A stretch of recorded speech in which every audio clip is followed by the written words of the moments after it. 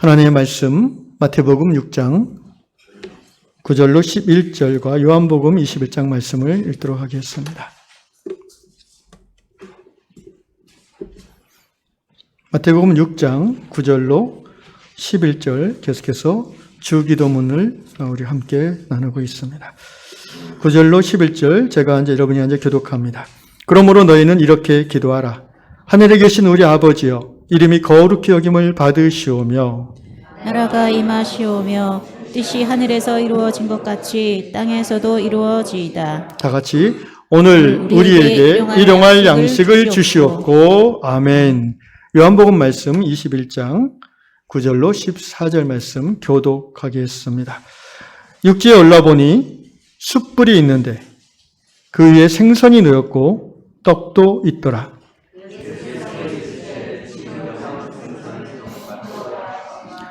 시몬 베드로가 올라가서 그물을 육지에 끌어올리니 가득히 찬 큰 물고기가 153마리라. 이같이 많으나 그물이 찢어지지 아니하였더라. 예수께서 이르시되 와서 조반을 먹으라 하시니 제자들이 주님이신 줄 아는 고로 당신이 누구냐 감히 묻는 자가 없더라. 예수께서 가셔서 떡을 가져다가 그들에게 주시고 생선도 그와 같이 하시니라. 이것은 예수께서 죽은 자 가운데에서 살아나신 후에 세 번째로 제자들에게 나타나신 것이라. 아멘. 아멘. 주님 가르쳐 주신 주 기도를 가지고 계속해서 말씀을 증거하고 있습니다. 오늘은 다섯 번째 시간으로 우리에게 일용할 양식을 주옵소서라는 본문을 가지고 말씀을 나누겠습니다. 주 기도문을 우리가 새롭게 공부하면서 신선하게 깨달았던 것이 있다면 우리가 생각하는 기도의 전형하고 주님이 가르치신 기도는 좀 다르다는 것입니다.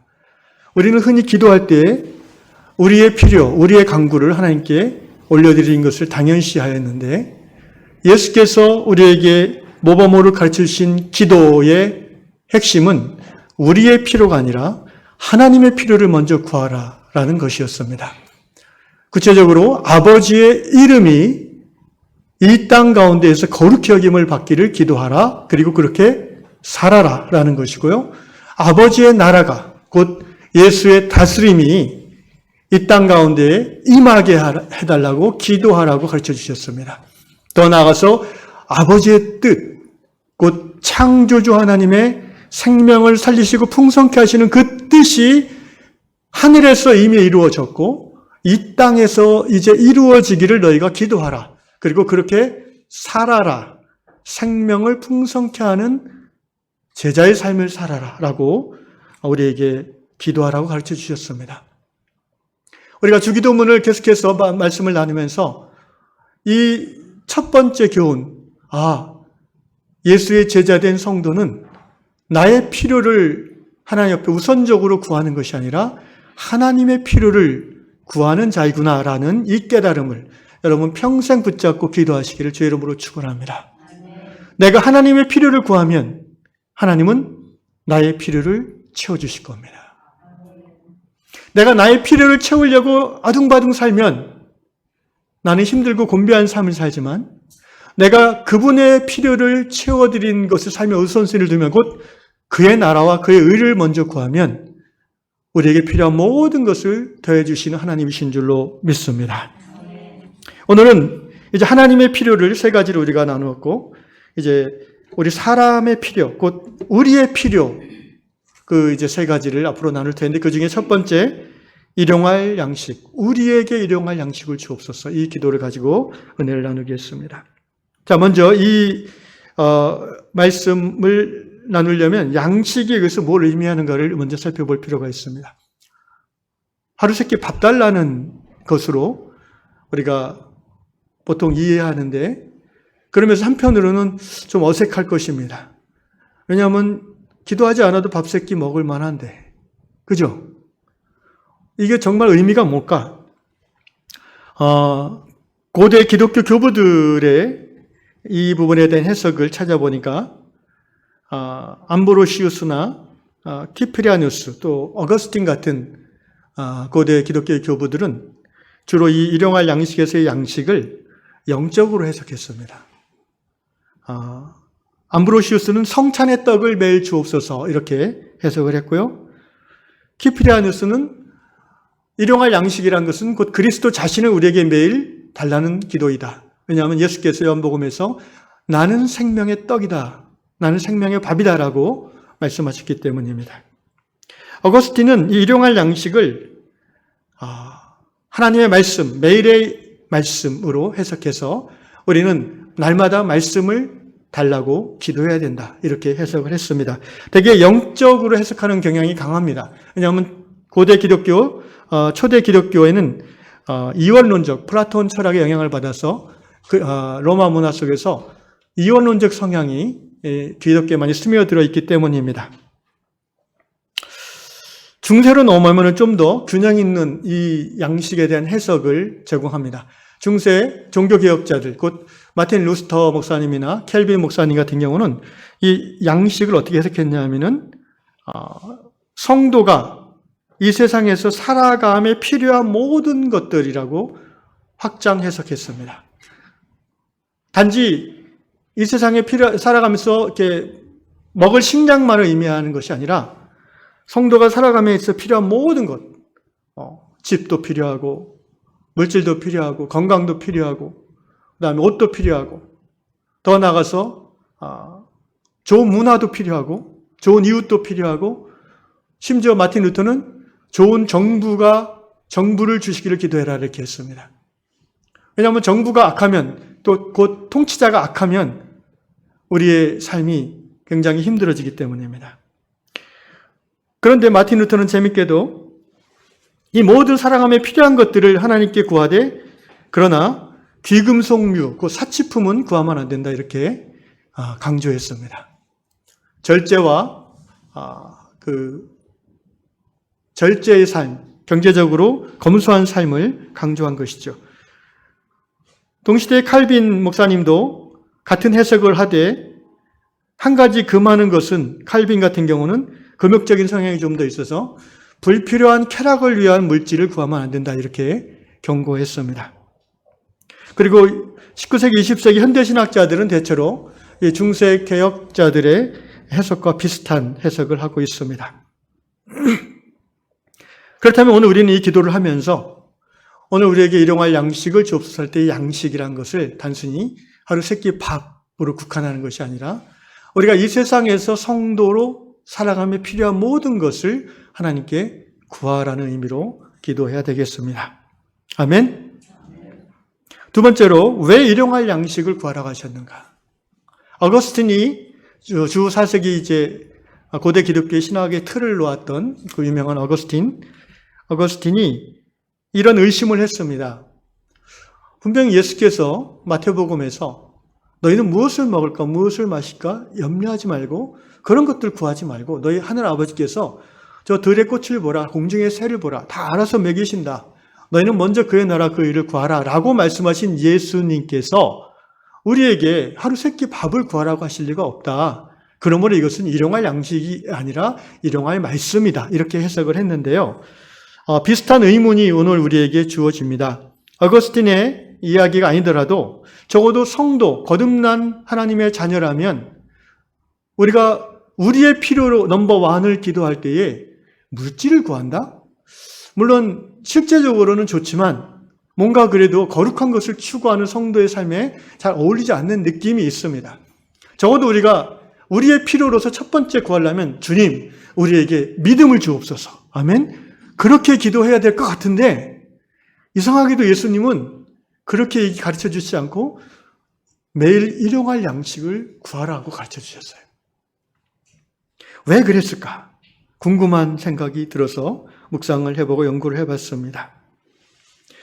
적어도 우리가 거듭난 성도로서 위의 것을 추구하는 삶, 하늘나라의 것을 추구하는 삶을 구해야 될 터인데 왜 이 땅에서 잘 먹고 잘 사는 것을 구하라고 하셨을까?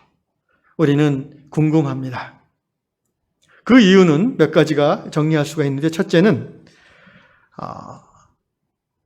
오늘 우리가 살아감에 필요한 모든 것을 하나님께 구함으로 받을 때에 우리의 필요를 채우시는 하나님이심을 우리가 깨닫기 때문입니다. 다른 말로 하면 하나님이 우리의 모든 필요를 채우시고 우리의 생사허벅이 오직 하나님 한 분에게 달려있는 것을 우리는 다 인정하면서도 실제 생활 속에서는 내가 벌어 내가 먹는다라고 생각합니다. 내가 열심히 일해서 내가 돈 벌었고 집 샀고 애들 교육시켰고 그렇게 살았다고 생각해요. 뭔가 실제 우리 생활에서의 생각과 신앙 안에서의 우리의 생각이 차이가 있다는 거예요. 여러분은 안 그렇습니까? 내가 근면하고 내가 열심히 노력해서 되게 우리나라 이제 우리보다 20년 앞선 근대화 시대에 살았던 분들은 정말 그런 의식이 강했죠. 새벽부터 밤늦게까지 일해서 가정을 어떻게든 먹여 살리고 세우려고. 그러니까 그들의 마음속에 늘 있는 프라이드 하나는 그거예요. 나는 열심히 일했다라는 거예요. 그래서 대부분 우리 앞선 세대들 중에 열심히 일하신 분들은 일 중독자들이 많습니다. 다른 말로 하면 일을 열심히 하고 사업을 열심히 하고 돈을 버는 것에 인생의 모든 가치를 뒀기 때문에 가정은 돌보지 못했고 부부 관계는 힘들어졌고 그래서 이제 늙음하게 힘든 인생을 사는 분들이 꽤 있습니다. 그분들뿐 아니라 우리들도 마찬가지예요. 내가 이렇게 일해서 벌어서 먹고 살지 정말 하나님이 이것을 나에게 주시는 건가? 생각은 누가 그렇게 말하면 끄떡거리지만 실제는 안 그렇다는 거예요.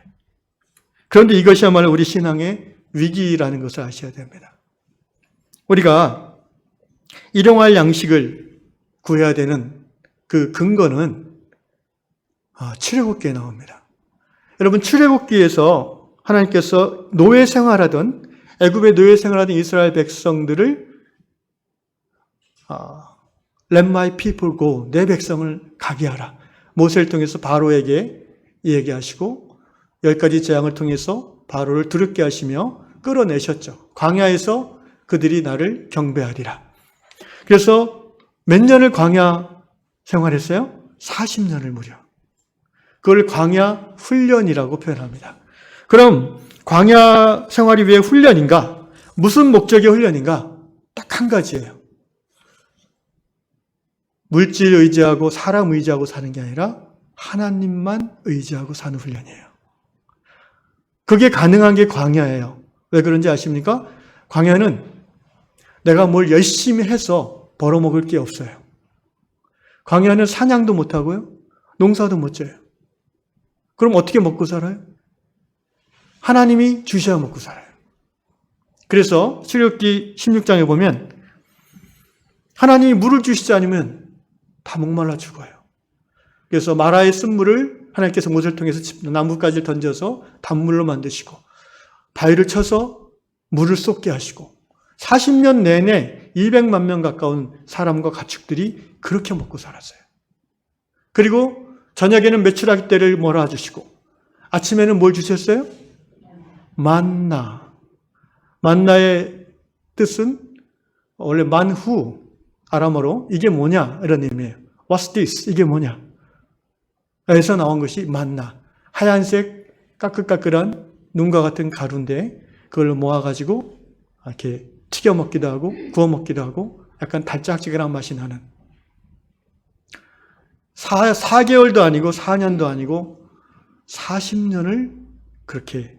그러니까 이스라엘 백성들은 하나님으로부터 공급받는 것이 아주 익숙한 거예요. 여호와 이래. 내일 먹을 양식을 하나님이 주실 거야. 라는 믿음이 자동으로 어렸을 때부터 생깁니다. 그런데 우리는 그런 믿음이 없어요. 그죠? 왜냐하면 산업시대에 살고 이제 자본주의 시대에 살기 때문에 내가 벌지 않으면 나는 굶고 내가 벌면은 먹는다. 곧 하나님을 믿고 의지하는 생활이 아니라 나의 노동력과 나의 능력과 나의 어떤 포지션을 나의 근면함을 의지할 수밖에 없는 이런 사회 구조 속에 우리가 살아가기 때문에 오늘 특별히 이 시대 우리는 이 일용할 양식에 대한 기도를 간절히 드려야 됩니다. 아니 근데 실제 내가 벌어서 먹는 거 아닙니까 목사님? 이렇게 질문할 수 있지 않습니까? 여러분 관점을 바꿔보십시오. 시편 말씀에 여호와께서 지키지 아니하시면 파수꾼의 경성함이 어떻다? 허사로다. 한 큐는 아니고, 한 번에 다, 여기 옛날에 당구를 좀 쳤었거든요. 한 번에 다 날리는 그런 경우 많습니다. 또 열심히 모아서 집 한 채 장만하고 애들 좀 키워놨더니 또 갑자기 큰 사고가 생기는가, 병이 생겨서 다 날리는 거 한순간이에요. 보증 한번 잘못 써서 집을 날리는 경우도 많이 있고요. 여러분, 내가 똑똑하고 내가 잘나서 열심히 일해서 모은 거라 생각하시는 것은 불신앙의 태도인 것입니다. 오늘도 우리는 하나님의 공급하심으로 살아가는 하나님의 백성인 줄로 믿습니다. 제가 이 말씀을 하나님의 공급하심을 집중적으로 훈련받은 기간이 있었습니다. 제가 이제 20대 때는 80년대 중반에 제가 회사 생활 한 5년 하면서 나름 잘 나가는 총각이었습니다. 그때 벌써 제가 제 자가용을 몰고 다니면서 11조도 꽤 많이 하고 그랬습니다. 그런데 이제 결혼하고 30살부터 신학대학원을 들어가서 하나님이 처음 시키시는 게 대부분의 사역자들이 다 그런데 재정훈련입니다. 그 당시 최저 생계비를 벌어본 적이 없습니다. 그렇게 해서 하나님의 공급하심을 날마다 바라보며 사는 중에 이제 제가 목사가 98년대 목사 안수를 받고 35살에 그리고 한 3년 정도 이제 4년 사역을 하다가 부교육자로 하나님의 말씀을 순종해서 호주로 우리 온 가족이 DTS 훈련을 받으러 갔습니다. 유스웨더 미션, 그 예수전도단 선교단체를 통해서 캔베라에서 1년간 온 가족이 머물면서 훈련을 받았죠. 그런데 뭐 어느 교회에서 안식년으로 후원 보내줘서 간 게 아니라요. 아무도 후원하는 사람 없이 다만 하나님의 말씀에 순종해서 우리 가족이 떠났습니다. 그런데 이제 그곳에서부터 이제 정말 본격적인 재정 훈련 시작되는 거예요.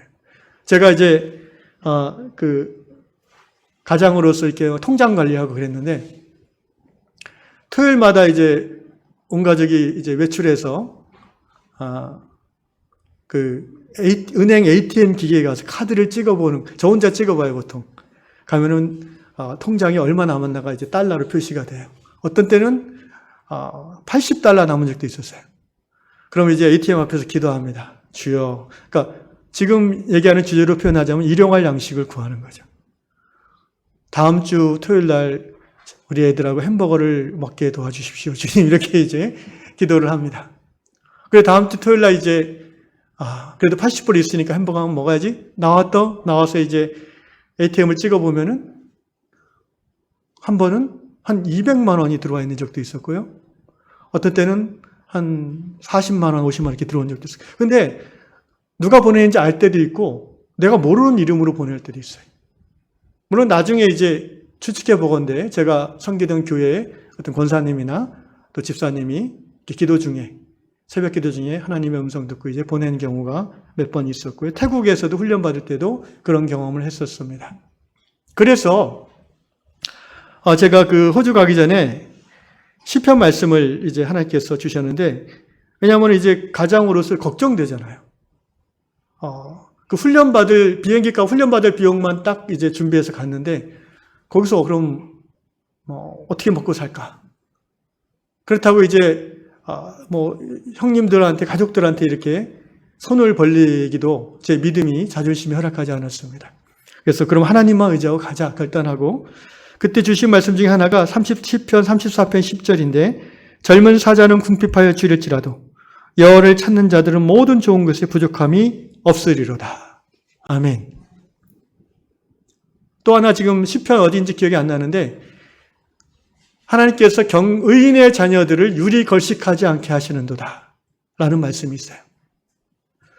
그 두 말씀 제가 붙잡고 그래 가서 굶어 죽게 하겠냐 하고 믿음으로 갔고요. 놀랍게도 1년 동안 풍성하게 살다 왔습니다. 정말 거기 있는 선교사님들 우리가 대접을 많이 했습니다. 늘 제가 밥값을 냈습니다. 하나님께서 공급해 주셨다는 그 그러니까 그걸 통해서 제가 깨달은 게 뭐냐면은, 정말 하나님은 나의 필요를 채우시는 하나님이시구나.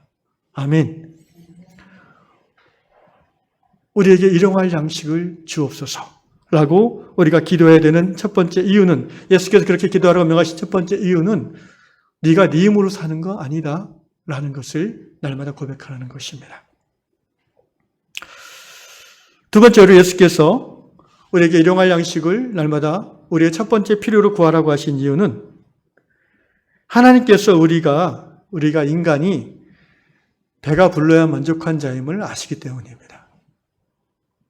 다시 말하면 우리 사람의 필요를, 연약함을 아시는 하나님이시기 때문에 그것을 구하라고 하셨습니다.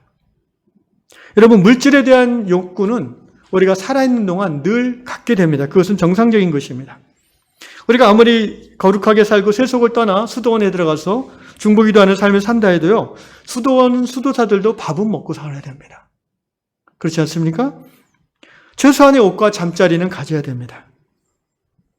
여러분, 일용할 양식, 생활에 필요한 물질이 너무 부족하면요, 영혼이 피폐해집니다. 영혼이 피폐하면 하나님을 향한 믿음이 약해질 수밖에 없어요. 인간은 영혼과 육신의 공급이 둘 다 필요한 존재인 것입니다. 어느 정도 우리가 살아갈 만한 물질이 채워질 때에 우리는 주기도문의 앞에 세 가지 하나님의 필요를 채워드리는 삶을 살아갈 믿음이 생기는 거예요. 예수님의 이름이 높임을 받도록 전도의 삶을 살 수 있고요. 예수님의 통치하심이 우리 삶 가운데, 이 나라 이 땅 가운데 임하기를 기도하며 실천할 수 있고요. 또 예수님의 뜻이, 하나님의 뜻이 우리 가운데 이루어지도록 우리가 애쓰고 힘쓰고 기도하고 살아갈 힘이 나오는 것입니다. 당장 내 새끼가 굶고 있는데 웬만한 사람으로서는 하나님의 필요를 채운다는 생각을 할 수가 없어요. 그 연약함을 주님은 아시기 때문에 날마다 일용할 양식, 네가 살아가는데 필요한 거 하나님께 구하라 라고 우리에게 가르쳐 주신 것입니다. 어떤 기독교인들은 물질은 중요하지 않다, 우리는 영적인 사람들이야 하면서 영적인 것만을 강조하는데, 여러분, 그 자체가 좀 이원론적인 편협한 견해인 것을 아셔야 됩니다. 영과 육은 서로 대립되는 것이 아니에요. 그런데 기독교 초창기부터 지금까지 우리 한국교회에도 이 영과 육이 서로 대립된다는, 영은 거룩화가 육은 속되다는 이런 이원론적인 거짓된 가르침들이 은근히 깔려 있어요. 특히 이단들일수록 그런 게 강합니다. 그래서 여기 강단은 거룩하고 우리 집 안방은 거룩하지 않은 것 같아라는 생각을 갖게 합니다. 여러분, 이 강단이 거룩합니까?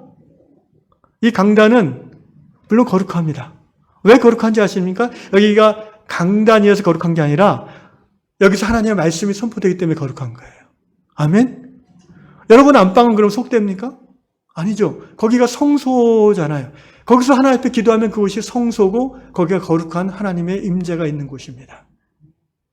그러므로 영과 육은 서로 대립되는 개념이 아니라 서로 보완되는 개념입니다. 마치 그 주역의 음과 양의 개념처럼, 우리 그 태극기의 음양의 개념처럼 서로 보합하고 서로 상호작용함으로 풍성케 되어지는 것이 영육의, 성경이 말하는 영육의 개념인 것입니다. 그러므로 우리는 하나님 앞에 우리의 필요한 것들을 구하기에 주저함이 없어야 될 것입니다. 고린도전서 6장 19절, 너희 몸은, 우리 몸은 너희가 하나님께로부터 받은 바 너희 가운데 계신 성령의 뭐다?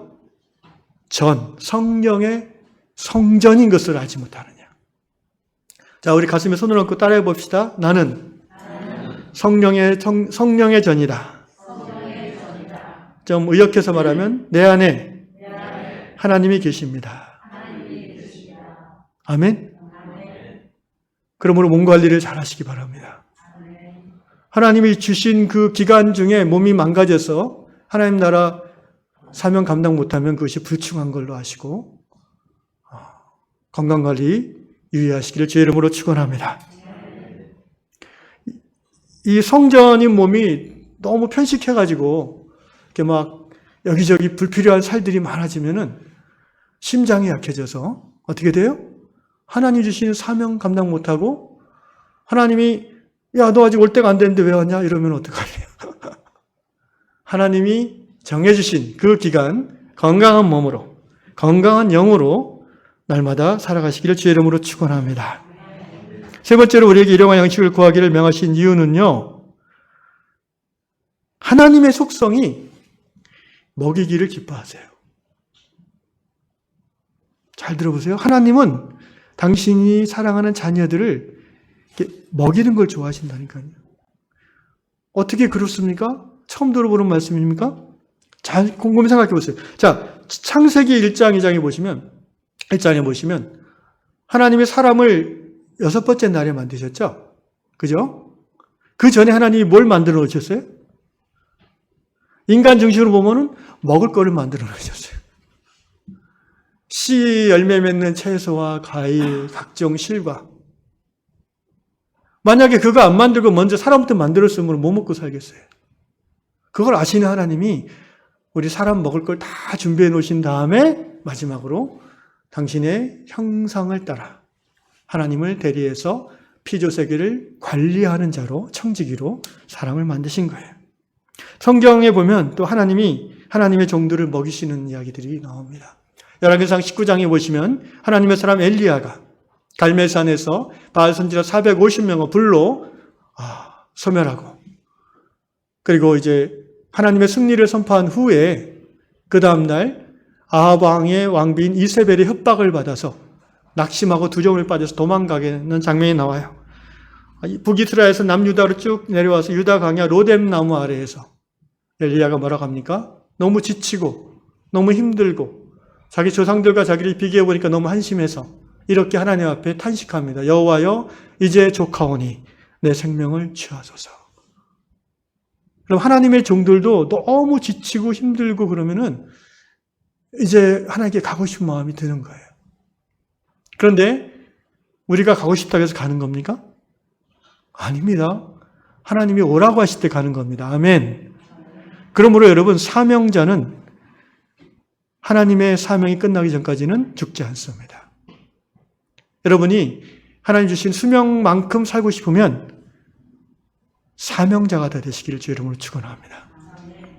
하나님께서 엘리야를 어떻게 위로하십니까? 천사를 보내셔서 잠든 엘리야를 깨우시고 어떻게 하십니까? 야야 이러다 너 까부러진다. 일어나라. 그리고는 차가운 물 그리고 숯불에 구운 떡이라고 그랬어요. 여러분 그 메마른 사막에서 어떻게 숯불갈비가 나와요? 예? 어떻게 그 냉장고에 있는 시원한 생수가 나올까요? 하나님이시니까 가능한 거죠. 그걸 깨워서 엘리야가 엉겹결에 배고프고 기진하니까 먹고 마십니다. 여러분 너무 사람이 기진하면 먹고 마신다면 어떻게? 또 자죠. 우리 그럴 때 있잖아요. 너무 힘들고 낙마하고 막 지치고 그러면은 한 2, 3일 그냥 아무것도 안 하고 그냥 먹고 자고 하면 회복될 때가 있어요. 엘리야가 그런 상태거든요. 소위 번아웃된 상태죠. 또 푹 자면 또 천사가 와서 하나님께서 깨우십니다. 얘야 일어나라. 이러다 지친다. 또 깨워서 또 숯불 갈비에 또 시원한 생수로 먹이고. 근데 하나님이 공급해 주시는 음식은 정말 달라요. 그거 먹고 엘리야가 힘이 났어요. 그래서 40주야를 잠도 안 자고 먹지도 않고 달려갔다고 그랬어요. 할렐루야. 주여 저에게도 우리에게도. 그래서 저는 이 열왕기상 19장을 묵상하면서 어머니 하나님이 떠올랐습니다. 이게 뭐 하나님의 교회 그런 데서 말하는 어머니하고 좀 달라요. 제가 한번 말씀드렸죠. 하나님은 원래 성이 없으세요. 아멘? 하나님은 아버지도 아니고 남성도 아니고 여성도 아니에요, 사실은. 그건 우리 인간이 하나님을 이해하기 좋게 성경에서 그렇게 표현하는 거고, 아버지로. 하나님은 사실 성으로 구별되는 분이 아니에요. 그런데 우리가 경험하는 하나님의 성품 중에 모성적인 것도 있고 부성적인 것도 있어요. 여기 엘리야를 다독이시고 깨우시고 먹이시고 격려하시는 이분은 모성적 하나님이에요. 우리는 그 하나님이 또 필요합니다. 예수께서 요한복음 21장 오늘 본문에서 여러분이 잘 아시는 내용입니다. 부활하신 예수께서 어떻게 하셨습니까? 갈릴리 호숫가에 나타나셨어요. 왜? 베드로를 비롯한 제자들이 나는 이제 고기잡이 하러 다시 갈란다 이러면서 예루살렘에서 떠나서 고향으로 돌아와서 부활하신 예수님을 기억하지 못하고 고기잡이하고 있었어요. 근데 그날 밤새 이제 고기를 잡았는데 어떻게 됐어요? 허탕치였어요. 그러자 해안에서 어떤 한 사람이 고기 좀 잡았어요? 이렇게 물어보는 거예요. 그래갖고 이제 한 마리도 못 잡았어요? 이러니까 아마 이제 새벽에 고기 사러 온 사람인 줄 알았겠죠. 근데 이 사람이 뭐라고 합니까? 배 오른쪽으로 그물을 내리세요. 굉장히 주제넘게 이 고기잡이 베테랑들이 밤새 실패했는데. 근데 그 장면이 제자들로 하여금 어떤 한 장면을 리마인드하게 했어요. 떠오르게 했어요. 뭐죠? 예수님 처음 만날 때 베드로에게 예수께서 하셨잖아요. 그물을 다시 가서 내리라. 그러자 예수의 사랑받는 제자라고 나오는데 요한이죠. 요한복음의 저자인 사도 요한께서 베드로에게 주님이시다 그랬어요. 사도 요한은 이렇게 좀 스마트하신 것 같아요.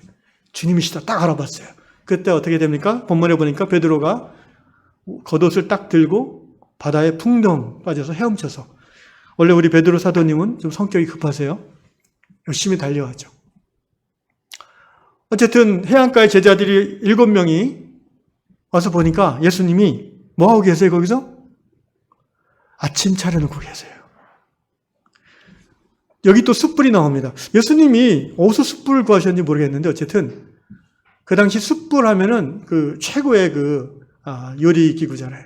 숯불에다가 예수님이 떡하고 생선을 굽고 계셨어요. 그리고 제자들이 삥 둘러앉았는데 분위기가 아주 묘하죠.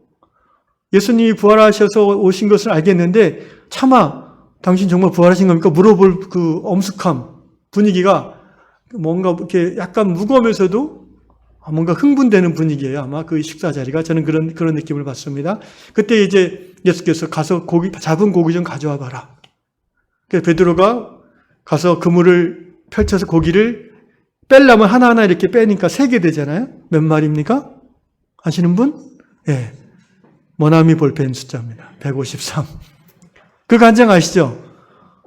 지난 세기 한 40, 50년 전에 머나미 볼펜 사장님께서 그 꿈꾸고 회사 시작해서 크게 성공하시지 않았습니까? 153마리. 그리고는 그걸 다시 숯불에 구워서 예수님께서 아침 먹자 이러시는 거예요. 제자들을 위하여 떡과 생선을 친히 구우시고, 그리고 밤새 노동에 지친 제자들을 다독거리면서 아침 식사를 함께 하시는 예수님. 하나님은 우리를 먹이기를 기뻐하시는 하나님이십니다. 우리 위안 공동체가 올해 말이나 내년에 혹시 수련회를 가게 되면 저도 예수님처럼 숯불을 펴고 생선 대신 삼겹살, 떡 대신 고구마를 구워서 여러분을 대접하고 싶은데 혼자는 좀 자신이 없어요. 제가 장로님들이 도와주시면 제가 해보겠습니다. 물론 말씀 준비도 잘 해서 먹여드리겠습니다. 사랑하는 형제자매 여러분, 우리 하나님은 살림하시는 하나님이에요. 살림이란 우리 순우리말이 참 좋은 말이에요. 살리다라는 동사에 명사음이 미음이 붙어서 살림이라고 합니다. 살림살이 하면은 살리고 살리는 거예요. 할렐루야. 우리 하나님은 살림살이 하시는 하나님이세요. 우리 집 가정에도 아침밥을 차려주시는 하나님이 계십니다. 식구들을 위하여 요리를 하고 밥을 차려주는 아내 또는 엄마 또는 아버지, 그분들의 손길은 하나님의 손길입니다. 생명을 먹이고 생명을 살리고 생명을 풍성케 하는 하나님의 역사를 대행하는 사람들이기 때문입니다. 우리 위안교회도 먹이시는 하나님의 손길이 있습니다. 하나님의 살렘살이에 동참하는 믿음으로 즐겁게 식사를 준비하시는 우리 권사님 집사님들이 바로 하나님의 손으로 살림하시는 분들입니다. 제가 아직 이 점심을 먹어보지 않아서 잘 모르겠는데 특식이라고 들었습니다. 올해 안에 꼭 먹어보기를 간절히 기도합니다. 주여 우리에게 교회에서 일용할 양식을 주시옵소서. 마지막으로 우리에게 일용할 양식을 달라고 기도하라고 하셨어요. 자, 이제 이 주기도문 강의를 한 6번째 들으시니까 이 우리라는 의미를 이제 감이 잡히실 겁니다. 왜 하나님은, 예수님은 오늘 나에게 일용할 양식을 주옵소서 기도하라고 안 하고 우리에게 일용할 양식을 달라고 기도하라고 하셨을까요? 여러분, 우리가 누굽니까? 쉽게 말하면 가족을 말하죠. 1차적으로는. 내가 먹고 살만 해도 출가한 자녀가 너무 경제적으로 궁핍하면 그 엄마, 아빠, 부모가 밥이 맛있겠습니까? 고기 구워 먹어도 그게 뭐 넘어가겠습니까? 반대로 또 자기는 먹고 살만한데 자기 여동생이나 남동생이 너무 궁핍해요. 월세를 전전하면서 빚독촉을 받으면서 산다면 그 형, 그 오빠의 마음이, 그 누나의 마음이 이 고기가 넘어가겠는 거예요. 우리에게 일용할 양식을 주옵소서라고 기도하라고 하신 이유는 뭡니까? 너의 필요를 채울 것과 동시에 우리의 필요를 채운 일에 네가 함께 기도하고 함께 동참하라는 하나님의 메시지라고 저는 믿습니다. 이 우리의 범주를 우리가 혈연 가족으로 국한하는 것은 크리스찬이 아니죠. 누차 강조하지만 교회는 예수 안에서 한 형제 자매된 하나님의 권속인 줄로 믿습니다. 예수께서 말씀하십니다. 누가 내 어머니요, 누가 내 형제요, 누이인가? 여기 이 사람들을 보라. 여러분 주위를 보십시오. 옆에 분들 한번 보세요. 이분들이 내 형제요, 자매의 모친이라고 예수께서 말씀하셨습니다. 우리는 날마다 주기도문을 강구하면서 주님, 우리 가족 잘 먹고 잘 지켜줘서 감사합니다. 또는 우리 가족 북한에 안 태어나고 이 자유로운 대한민국 태어나서 이렇게 행복하고 잘 살게 해서 감사합니다. 우리 가족 동남아시아 캄보디아 안 태어나고 대한민국에 태어나서 그런 기도 하나님 앞에서 가능하지 마십시오. 별로 하나님 기뻐하시지 않습니다. 물론 그런 마음이 드는 건 어쩔 수 없어요. 솔직히 인간적으로 그래요. 그죠? 그런데 그거를 또 굳이 기도로까지 하나님 앞에 얘기하시는 말씀. 왜냐하면은 캄보디아도 북한도 하나님 보시기엔 다 아들, 딸들이에요. 아멘? 부모가 자식이 셋인데 한 놈이 아주 잘 살았는데 엄마, 아빠 앞에서 아빠, 엄마 저는 저 막내처럼 못 살지 않아서 참 감사해요. 그러면은 엄마, 아빠가 아이고 예쁜 내 새끼 할 것 같아요? 너는 이러면서 속상하지 않겠어요? 우리 하나님 아버지께서 그런 기도 들으면 속상할 겁니다. 우리에게 일용할 양식을 달라고 기도하라고 하셨어요. 이 우리의 범주가 어디까지 넓어질 수 있는가? 그게 바로 크리스찬 개인의 영성이고 그 교회의 영성입니다. 바라기는 우리 유한 공동체는 이 우리의 영역을 가족과 교회뿐 아니라 한 걸음 더 나아가서 지역사회, 그리고 우리가 선교와 물질과 기도를 후원하는 필리핀과 캄보디아와 저 북한 어린이까지 품고 기도하는 우리 유한교회 되시기를 주의 이름으로 축원합니다. 말씀을 정리합니다. 하나님께서 세상 죄악과 허물 가운데 죽어가는 우리 한 사람 한 사람을 예수 그리스도 안으로 초대하시고 불러서 하나님 나라 백성 삼으신 하나님의 목적은 무엇입니까? 이제 너희 자신을 위한 삶이 아니라 하나님의 영광을 구하는 거룩한 삶을 살라는 것입니다. 그런 의미에서 성경은 하나님의 백성, 하나님의 자녀들의 삶이 따라합시다. 나그네의 삶. 두 번째로 청지기의 삶.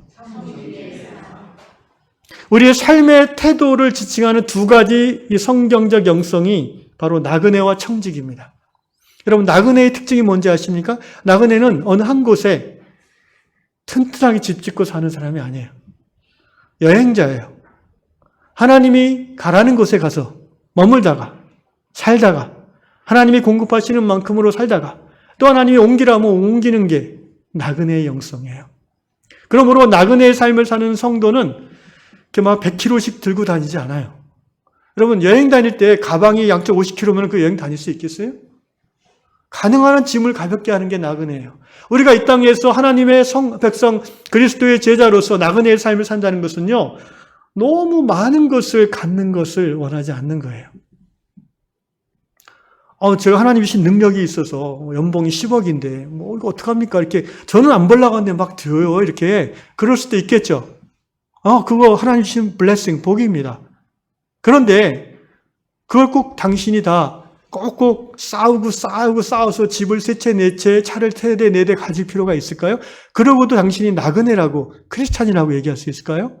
그렇지 않아요. 예수님이 뭐라고 하셨어요? 부자는 천국 가기가 심히 어렵도다 그랬어요. 우리 성도들이 제일 듣기 싫어하는 말 중에 하나래요, 이게. 부자는 천국 가기가 낙타가 바늘길 가는 것보다 어렵다라는 이 말씀을 성도들이 별로 안 좋아한대요. 저는 그 말씀이 좋습니다. 왜냐하면 그 말씀대로 살면 우리가 하나님의 주신 사명 감당할 수 있기 때문입니다. 삶의 목적 자체가 우리는 내 이름, 내 영광, 우리 가문 그게 아니잖아요. 아멘?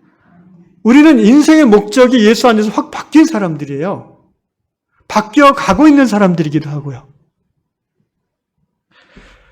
나그네의 삶을 사는 것이 성도에게 주어진 하나님의 백성의 삶의 모습입니다. 그러면 능력이 출중한데 능력을 어떻게 쓰지 않을까요? 연봉을 5억, 10억씩 받으면 좋죠. 당신과 당신 가족이 먹고 살 만큼 쓰십시오. 그리고도 남을걸요? 철마다 명품과 해외여행으로 이렇게 하지 않은 한 남을 거예요. 집을 꼭 몇 채씩 갖지 않는 한.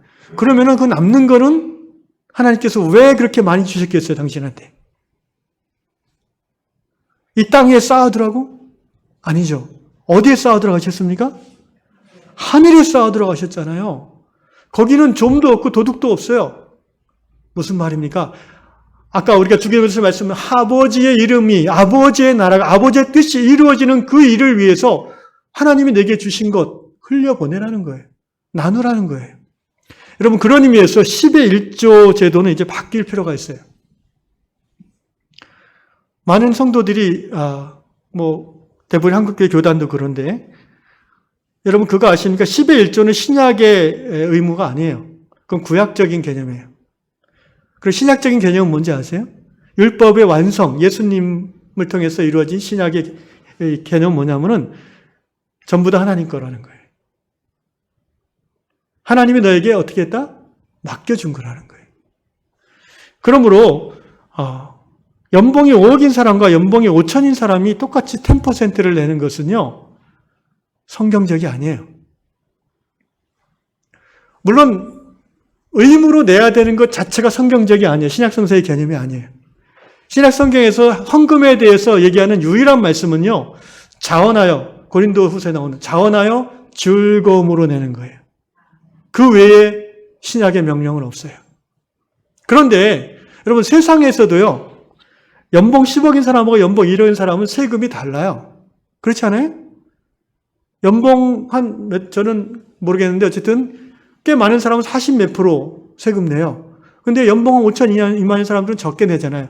세상도 그렇게 공평함의 기준을 이 세금 걷는데 두는데 하물며 교회가 일률적으로 10%? 여러분 한 달에 200만 원, 300만 원 버는 사람은 11조 안 내도 돼요. 우리나라 최저 4인 2년 전 2019년 통계인데 최저 생계비 4인 가족이 280만 원이에요.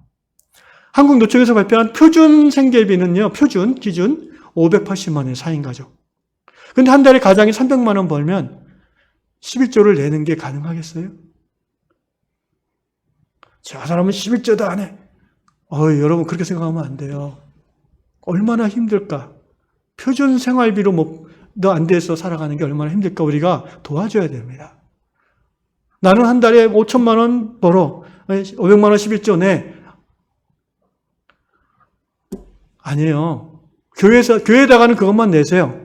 근데 다른 쪽에 더 많이 흘려보내셔야 돼요. 그게 하나님 아버지의 뜻이에요. 아멘. 우리에게 일용할 양식을 주옵소서. 우리가 아침마다 그렇게 기도하는 사람이라면, 성도라면 우리는 나그네로서 그렇게 살아야 되고요. 또 청지기로서 그렇게 살아야 됩니다. 청지기는 자기 것이 없어요. 우리가 하나님의 청지기라는 그 인생관을 붙잡는다면, 선택한다면 내게 주신 모든 것은 주인의 것이 내 것이 아니에요. 나는 어떻게 살아요? 주인의 재정을 관리하고 집행하는 그 수고하는 것에 대한 대가, 그거로 나는 충분히 사는 거예요. 그러므로 청지기는요, 주인의 뜻을 잘 헤아려야 됩니다. 자기 뜻대로 주인의 재정을 막 자기 원하는 대로 쓰면 안 돼요. 자기 이름, 자기 유익, 자기 치부에 쓰는 것은 불충한 종이에요. 하나님은 우리가 청지기로서 하나님의 뜻을, 하나님 뜻이 뭡니까? 아버지의 뜻이 하늘에서 같이 땅에서 이루어지다 기도하는데 그 하나님 뜻이 무엇입니까? 생명을 살리는 것입니다. 우리가 하나님 맡겨주신 재물을 생명을 살리는 일에 흘려보내야 됩니다. 충분히 내가 쓸 만큼만 내가 쓰고. 그것이 바로 오늘 우리에게 일용할 양식을 주옵소서라고 기도하라고 가르쳐주신 주님의 뜻인 줄로 믿습니다.